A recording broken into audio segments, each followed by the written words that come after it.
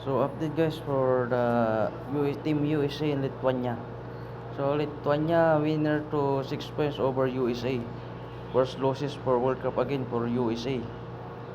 For the first quarter, 12 for USA, 31 for Lithuania. Second, 25 for Lithuania. USA.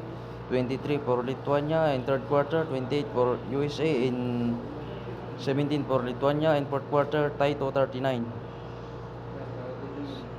So the main player, 4 points, Anthony Edwards, 35.